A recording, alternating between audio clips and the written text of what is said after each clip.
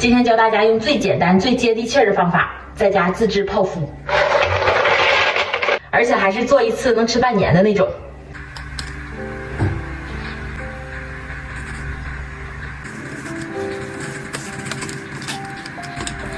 第一步就是找到家里面各种各样的外卖盒，像这样的鸡蛋，装鸡蛋的鸡蛋盒，还有这种饺子盒，还有这个是装汤圆的小盒，都可以找到它们。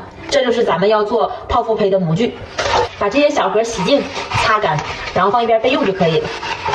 模具准备好了，接下来就可以开始做泡芙了。今天我打算做2种版本的泡芙，一种是传统的用黄油的版本，一种是不用黄油的植物油版本，就是用咱们家里平时炒菜的食用油。我这个是豆油，这2种做法其实差不多，只是用到的油不一样，都很简单。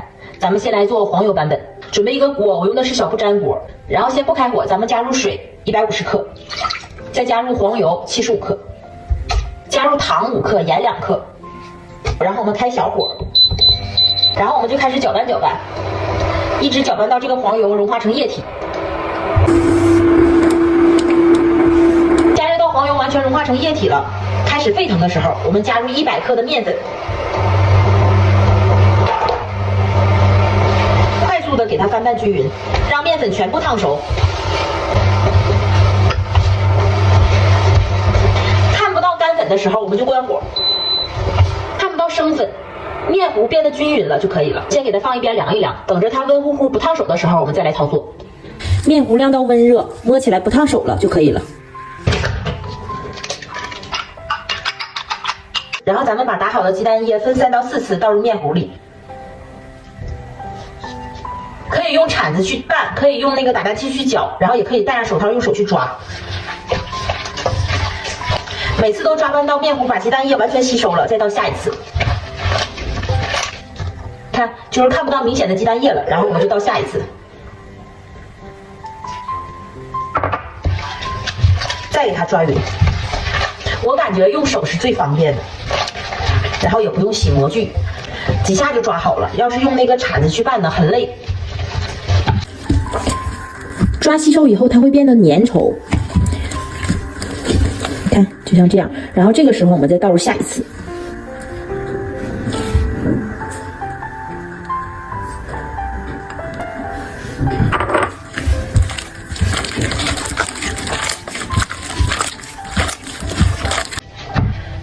抓到看不到鸡蛋液，这个面糊变得粘稠就可以了。咱们的鸡蛋液不一定都用完，我的鸡蛋比较小，所以我都用完了。主要是得看这个面糊的状态，把面糊抓一把提起来，它有这样的倒三角，不会掉就可以了。如果哗啦哗啦往下掉，这个面糊就太稀了；如果它出现不了这个倒三角，它的面糊就太干了。像这样是正好的。好了，这时候我们的泡芙面糊就完成了，我们可以给它装在裱花袋里了，开始挤泡芙。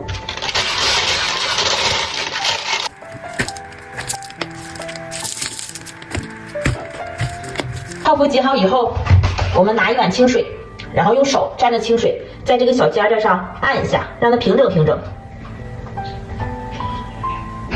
这个泡芙挤大挤小都没关系，喜欢吃大的就挤大的，喜欢吃小的就挤小的。我挤的比较小，因为这样烤熟也比较快。黄油版的泡芙胚就做好了，然后现在把它们拿去冰箱冷冻。黄油版的泡芙做完了，咱们接下来做植物油版的。这个植物油版的泡芙跟黄油版的泡芙配方差不多，就是把75克的黄油换成了植物油，我这个是豆油。然后糖我们多加了10克，是15克的糖，因为豆油比黄油做出来的泡芙味儿要淡一些，所以加一些糖，让它吃起来不是那么寡淡。做法呢也有点不同，还是锅不开火，先把油、还有水、还有15克的糖和2克的盐全都倒进锅里，然后用一个蛋抽把这些材料全部的搅打均匀。一直搅拌到水和油混合到一起，糖融化的时候，我们把面粉加入进来，还是100克的普通面粉，给它加入进来，给它搅拌均匀。做黄油版的是把水烧沸腾以后再加入面粉，做这个植物油版的我们就是先加入面粉，然后再开火加热，搅成这样像酸奶一样均匀的面糊就可以了。然后咱们还是开最小火，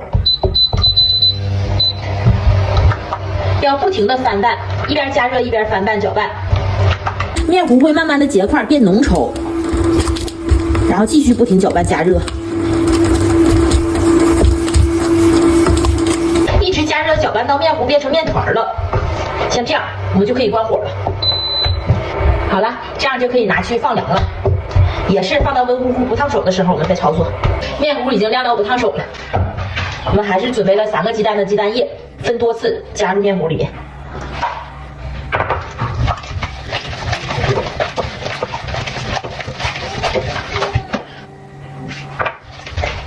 差不多了，只要咱们这个面糊提起来，它有倒三角就差不多了。这次我的鸡蛋液就没有用完，因为这次的鸡蛋比较大。我们主要是看面糊的状态，看这样就可以了。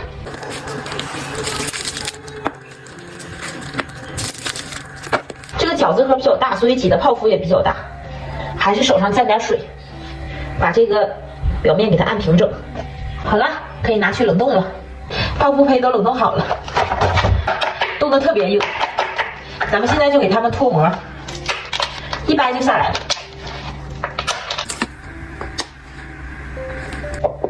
这一盘是植物油做的，这一盘是黄油做的，都冻好了。现在我们把它装在保鲜袋里，装保鲜袋里放冰箱冷冻保存。想吃的时候直接拿出来烤就行，就不用每次都那么麻烦的去做了。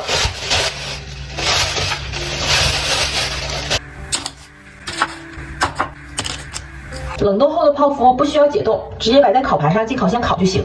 如果想吃酥皮的泡芙，我们还需要在上面再加一层酥皮儿。酥皮儿的做法就更简单了，这是我刚刚做的酥皮儿，只需要将黄油、面粉和糖混合在一起就行。这个比例是50克的黄油加50克的面粉加25克的糖。取一点这个混合好的酥皮儿，捏扁，直接放在泡芙上就行。这样烤出来以后，它就是外酥里嫩的酥皮泡芙了。咱们现在就可以进烤箱。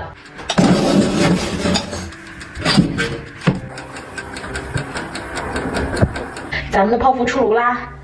不管是植物油做的还是黄油做的，都是圆鼓鼓的，个个空心儿。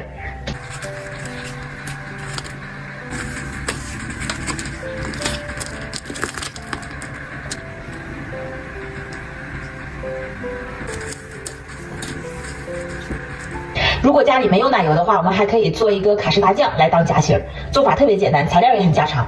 这是180克牛奶，我们倒入锅中，然后加入20克糖，2个鸡蛋黄，还有15克的玉米淀粉，